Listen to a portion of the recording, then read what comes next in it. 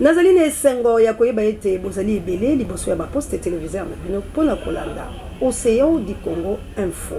Na yango bandeko balandi ya Océan du Congo Info napesi bino mbote esika nyonso ezwami bino mpe etika ete kimia ya nzambe tata eyingela omabota mabino. Tokofungula basango na biso ya mokolo malelo na mayimatali insécurité na este. Pe tokolobela ba marche oyo esalamaki molongo mobimba pona ko soutenir FARDC. Pe to ali na message ya kafu oyo tokolobela pe na mokolo malelo oyo uti bongo na armée na biso Tigre oyo ezali bongo na Angola bango pe bali kosenga ete bazonga po ete babundela ekolo wa bango po ete tango ebelemi. Manso oyo matikali tokolanda yango na bolai wa basa. Ndenge na otena koyebisa na bino ete tokende penza na lombango na mayimatali insécurité na este la biso. Kasi mpona makambo matali insécurité tokomela mwa mai mpe tokolobela yango kasi tozwa nano bakongomani balalaki te balobi te na koboma te na makambo mabe tolanda bamarche esalamaki na baprovince mpe awa mpe na Kinshasa ezalaki opesi mbwa boyi moto nyonso alobi na soutenir FARDC. Shadrack Makotinga soki tozali libango reportage. Mbela epesamaki epai ya chef de l'État son excellence Félix Antoine Tshisekedi Tshilombo na likambo oyo eteli ba FARDC na biso pona population bayeba ndenge ya kosoutenir bango massivement ata na mosika bazali ke tozali motema na bango ndeti awa tozali bongo na Chikapa bino moko botala bayi politique ya ndenge na ndenge bimaki na nzela pona ko soutenir ba FARDC na biso contre bitumba oyo ezali bongo na ba M23 kasi balobi ke non tozali na sima na bino pona kotika bino te ya solo vraiment makambo zo sala po ekende liboso bakongomani baza na sima na bino kasi na mopanzi ya nouvelle elampe batikaki sima te parti cher oya mwana mboka Adolphe Muzitu bakisela kayen fomupa pona kotambola pe lisusu bango pe babimaki na nzela bino moko botala marche salamaki awa na République démocratique du Congo nyonso oyo ezali pona ko soutenir ba FARDC bango basukaki awa na palais du peuple pona kotanga memo pe ko soutenir ba FARDC na biso baba ke non tozali toujours au cœur na bango kasi nyonso oyo babengi félicitations na bakonzi ya mboka po misala bozali kosala ezali komona na pembele bopesaki déjà eyokani na miso ya bato biso tolobi no c'est Congo awa ebale munene tokoloba tibo koyoka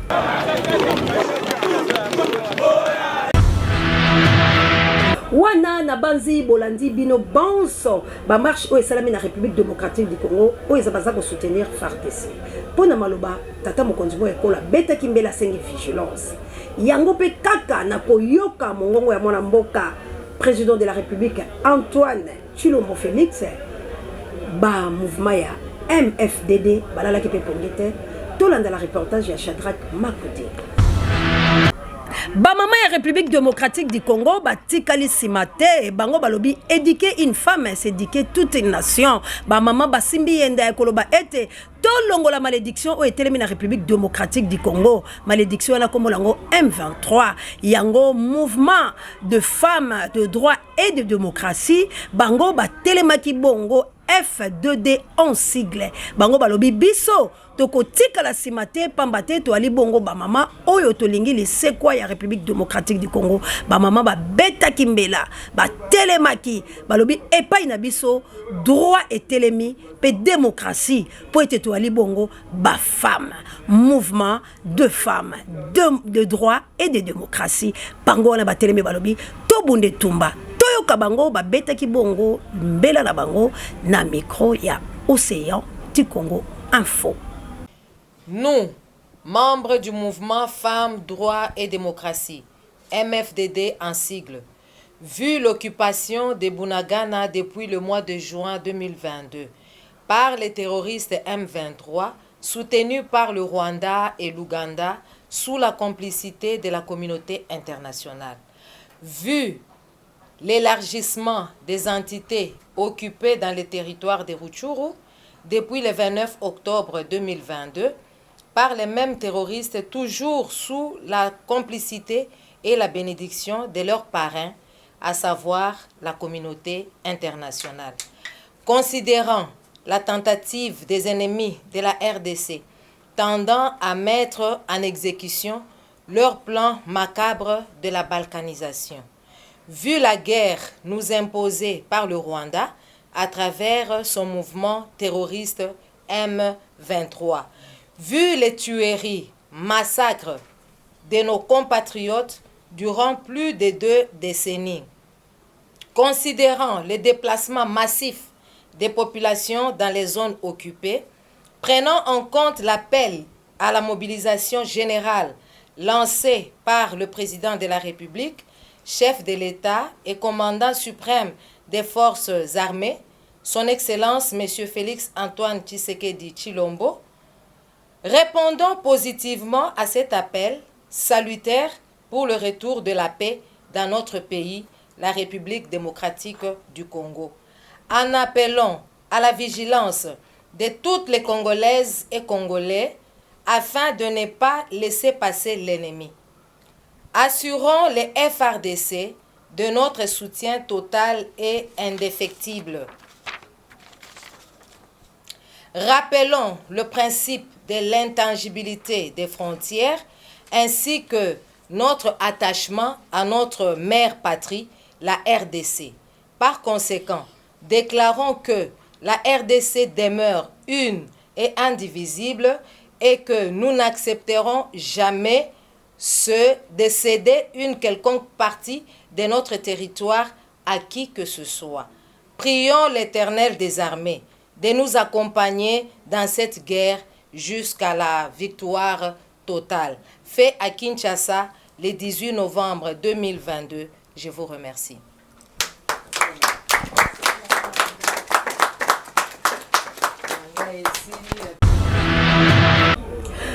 Bongo na mouvement MFDD bango pe la déclaration la bango kasi to ki mambangu kuna pa ya mendele bango pe bapanzi sango bavanda ki kotala likambo yango balobi te la République démocratique du Congo passe le ki makasi kasi bango babimisi nini bamokundoli balobi depuis 1993 tina 2003 Rwanda est massacré et bomi pe bato oyo batalaka mibeko oyo etali molongo mobimba bazali bongo kobela ete bayi kongomani botelema mpe bopanza sango po ete Rwanda akanga makasi Rwanda azokima tolanda nano nini bamendele balobaki na nzela ya bitandola bango mpe Doriane la fille intelligence azwaki yango tolanda.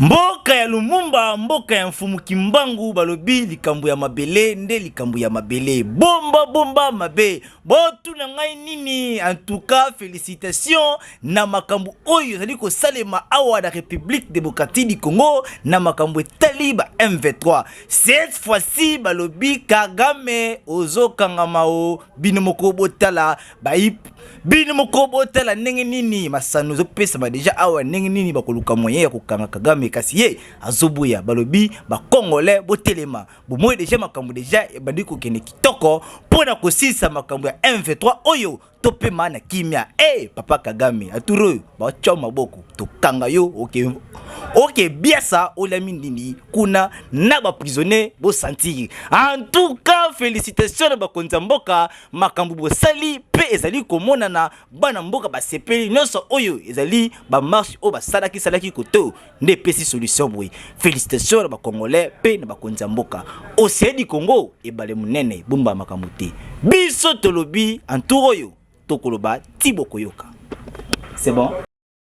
Qui a ouvert la boîte de Pandore en révélant le contenu d'un rapport de l'ONU sur des exactions commises par l'armée rwandaise en RDC entre 1993 et 2003. Oui, c'est à la une du Monde daté de ce matin que vous trouverez encore en kiosque ce matin en province ou à l'étranger. Afrique, l'ONU ne veut pas laisser impunis 10 ans de massacre en RDC. De quoi s'agit-il exactement? Le rapport que vient d'établir le Haut Commissariat des Nations Unies aux droits de l'homme est accablant principalement pour le Rwanda voisin. En fait, sur près de 600 pages, nous dit Le Monde, version quasi définitive, il écrit des violations. Ce rapport décrit les violations les plus graves des droits de l'homme et du droit international humanitaire commises entre mars 1993 et juin 2003 en RDC. Alors derrière l'intitulé du rapport, derrière ce sont des meurtres, des viols, des pillages auxquels ont pris part plusieurs pays de la région et il y a eu des centaines de milliers de morts. Autant de crimes qui ne sont, nous précise Le Monde aujourd'hui, pas passés en justice. En fait, depuis plusieurs semaines, précise Le Monde, Kigali, la capitale du Rwanda, essaye de bloquer, d'étouffer ce rapport complètement parce que c'est très négatif pour Paul Kagame. Pourquoi c'est très négatif? Parce qu'en fait, donc, les faits imputés remontent à la première guerre en RDC en 96-98. À cette époque-là, beaucoup...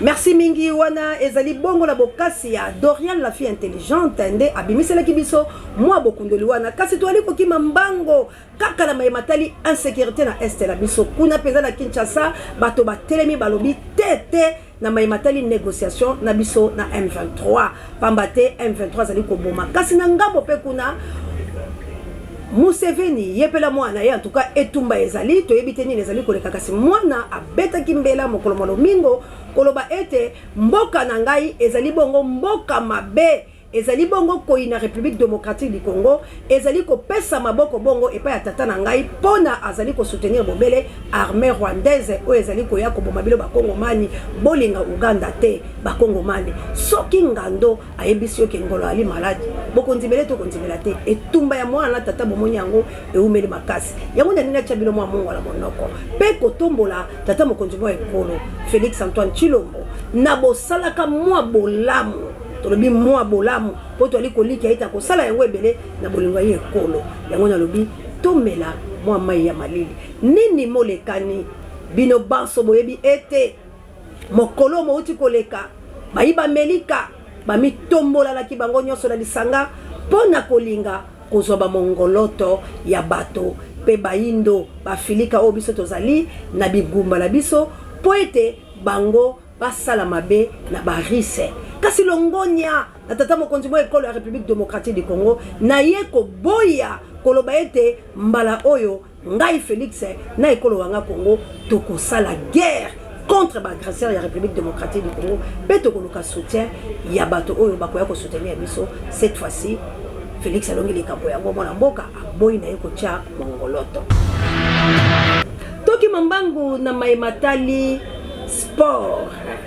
Fondation Prince Café oyo coordonnateur na bango ezali bongo Pati Kafuti Kiyamba bango batikala kisimate tina la bango ezali kosungaka bongo jeunesse congolaise pour prendre conscience pe etelema pona ko défendre couleur ya drapeau na bango pe batelema pona ko bundelaka ekolo wa bango tolanda milulu na bango minene pe ba déclaration na bango pe ba soutien na bango nini bango basalaka pour la jeunesse congolaise et kende liboso wana tokozwa la reportage ya Dorian la fille intelligente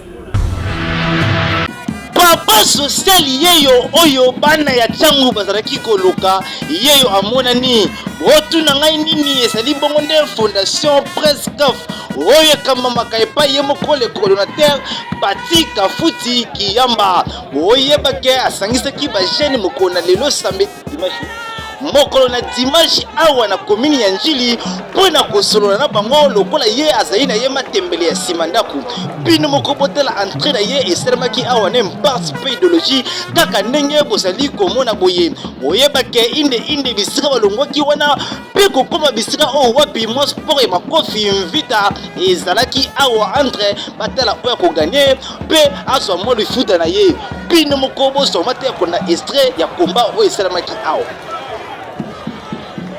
na suka na yango azangaki na ye maloba te en tout cas makambo esalami awa na changu boyende ezalaka boyebaki ya fondation oyo ezali kosunga ba veuve ezali kosunga ba jeune nyonso po bazala iti na société bazala vigilant awa na République démocratique du Congo papa makambo ya bosali osaka yo moko awa na changu félicitations na yo po bana changu alobi basali na sima na yo biso tolobi na océan du Congo awa nde epale munene bon. Ma coach. Batoka yino bi coach nyo siliste. Ozo ba déjà que après combat on va faire la mais que pas la version de l'île de Yino. C'est ça que ça nous fait pas nous coach. Mon frère. Voilà, nous avons vu ici à accompagner cette activité sportive. Quelle était la motivation? En fait, étant que jeune, je suis d'abord président d'une grande structure, la Fondation Prince CAF.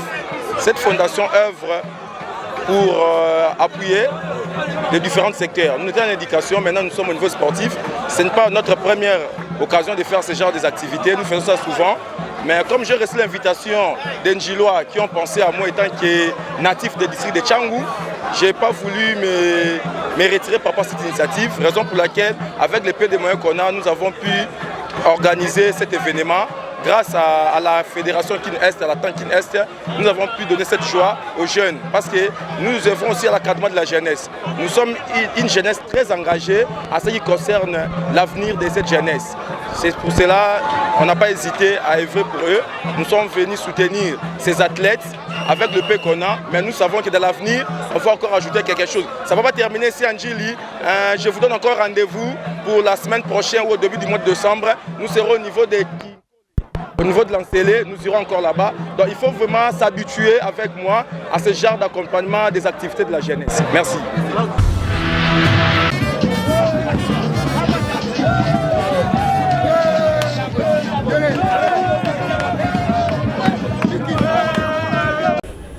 wana tolongwe bongo na Maimatali Fondation Prince CAF toki malombango na Maimatali Bombe affaire Bombe la kati ya République démocratique du Congo epesi mawa kasi bayi mapinga batika kite précisément na Kimbaseki bolanda bino moko nini lekaki kuna na reportage ya Shadrack Maputinga.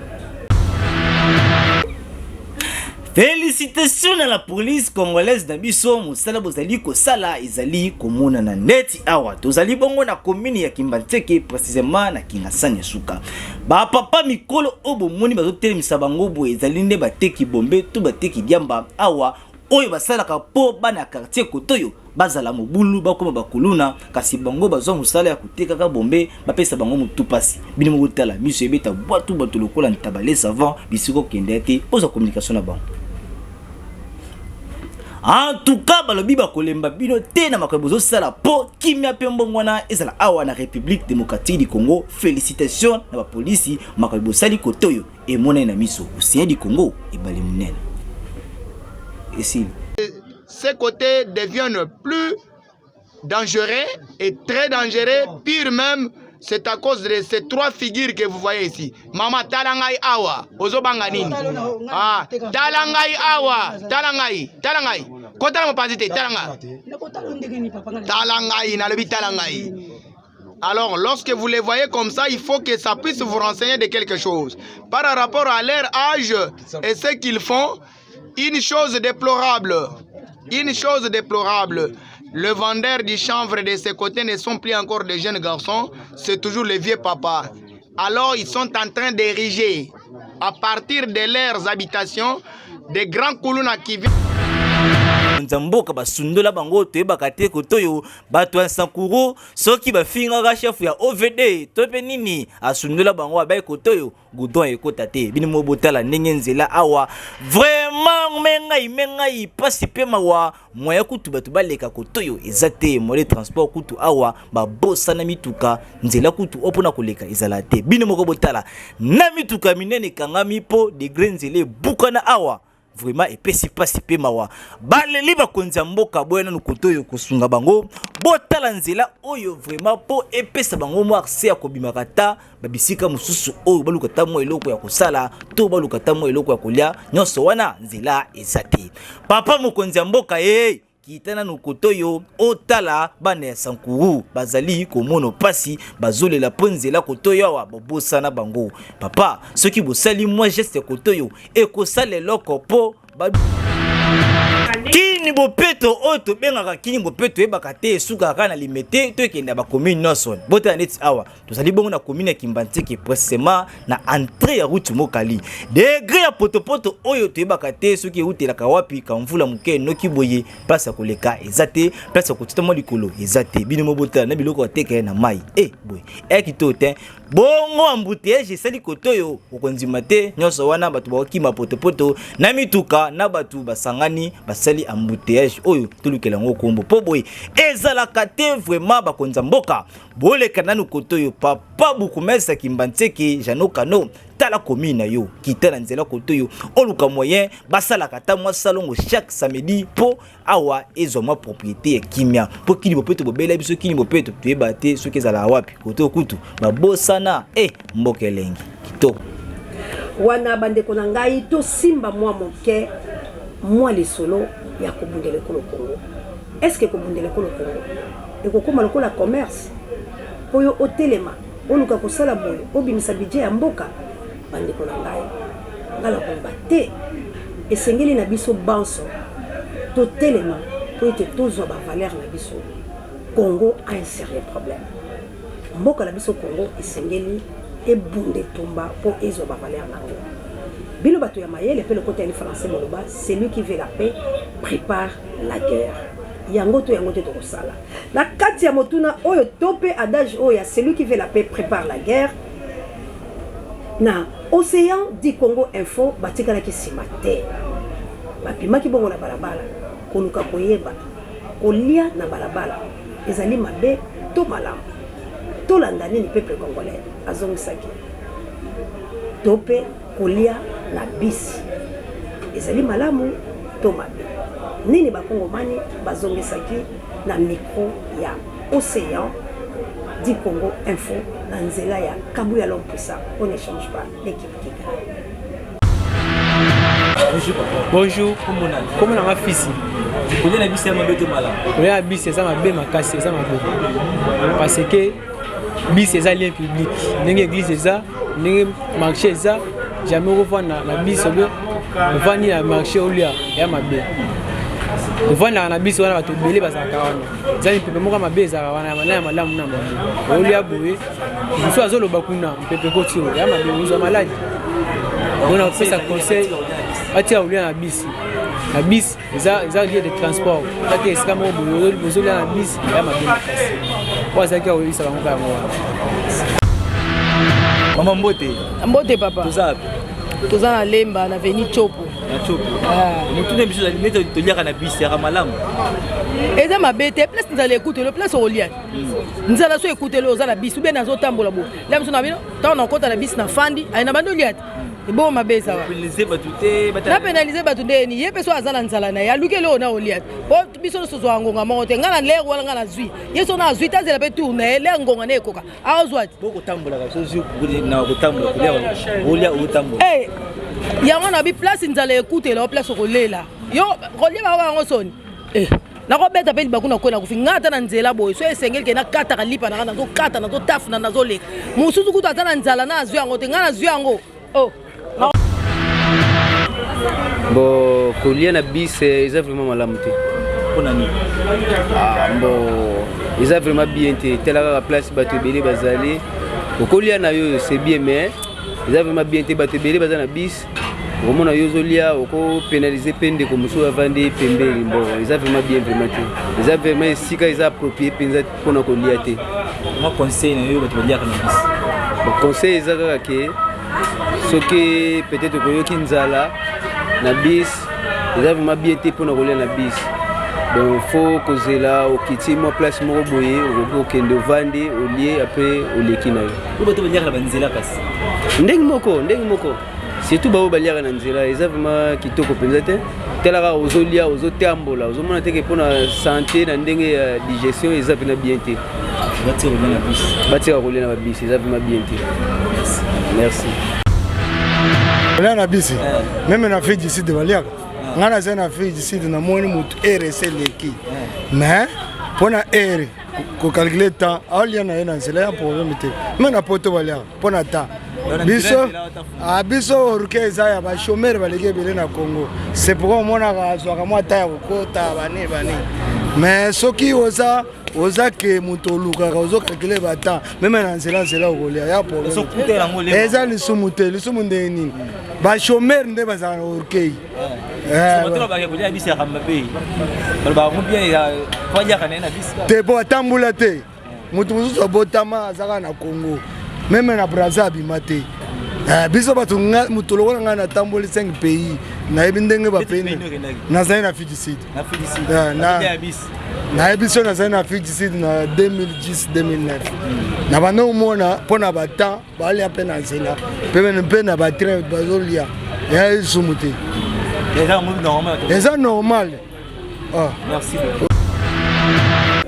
Tokomi bongo na suka ya Océan du Congo info ya mokolo mwa lelo kasi tokoki kosisa bongo te soki tolobeli te maye oyo matali bafruit po ete awa tolakisaka bato nini fruit esalaka na nzoto ya moto mpe bosenga nango ezali nini wana lelo toponelaki bino fruit oyo etali etabe ezalaka poison na nzoto ya moto epesaka moto nzoto makasi nini mpenza etabe esalaka bongo na nzoto ya moto tolanda ebongo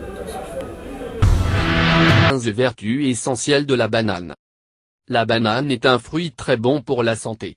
Ce fruit est l'un des aliments les plus nutritifs, mais pas seulement. La banane, en effet, a de nombreuses vertus médicinales. Elle est aussi utilisée comme remède naturel. La banane contient 3 sucres naturels qui sont le sucrose, le fructose et le glucose. Elle est également riche en protéines, en fibres, en phosphore, en fer et en vitamines et minéraux. Énergétique et très riche en eau, de façon générale la banane est importante pour le bon fonctionnement de l'organisme. Voici une liste des 15 plus grands bienfaits de la banane. Contre la dépression, la banane contient du tryptophane qui est une protéine que le corps convertit en sérotonine. La sérotonine est connue pour être un excellent relaxant naturel. De ce fait, consommer de la banane aide à avoir un bon état émotionnel, à se sentir plus heureux et donc diminuer considérablement les dépressions. Pour la concentration, ce fruit est fort en potassium, un minéral vital, ce qui favorise la concentration et l'apprentissage car il rend les pupilles plus alertes. Contre la nervosité, la banane est riche en vitamine B, ce qui aide à détendre le système nerveux. Contre le stress, le potassium présent dans la banane permet d'envoyer de l'oxygène au cerveau et de garder un pouls normal. Lors d'un moment de stress, le manque d'oxygène a tendance à augmenter, le pouls à s'accélérer et le potassium à diminuer. Une banane va vous aider à tout régulariser. Contre l'anémie, la banane est très riche en fer ce qui augmente la production d'hémoglobine dans le sang, important lors d'anémie. Contre la constipation, riche en fibres, la banane évite les constipations. En manger quotidiennement peut réguler l'organisme. Contre les brûlures d'estomac, un antiacide naturel est présent dans la banane ce qui peut soulager les brûlures intestinales. Lors de brûlures, manger de la banane peut calmer les douleurs. Contre les nausées matinales, la banane régularise le taux de sucre dans le sang. De ce fait, manger une banane en collation entre les repas stabilise ce taux de sucre et évite les nausées matinales. Contre les ulcères, la banane est très efficace contre les problèmes intestinaux mais pas seulement. Elle protège l'estomac en stop. Na awande tocheli tono na Océan du Congo info ya mokolo malelo soki bosepelaki na Océan du Congo info ya mokolo malelo bopesa bongo merci na kabu ya l'homme puissant oyazalaki bongo na sima ya bilili pe na Moïse Ngombi misapi électrique oyazalaki bongo na nzela ya montage pe na réalisation ya Shadrack Makudinga na coordination ya Océan de la presse congolaise na assistance ya Dorian la fille intelligente kasi tokosilisa bongo te saporta na pesa basungi to balandi minene ya Océan du Congo info na pesi bongo mbote na la chambienne na place ya 49 mbote le susu ya makase comme la maman missionnaire na place 32 mbote e comme la pe papa Michael na place 33 pe mama Celestine pe na bilo bande konyo na South Africa o bozali ko pesa biso maboko kasi bolemba te na ko soutenir biso po ete awe ezali bongo lumière ya Congo pe délivrance ya République démocratique du Congo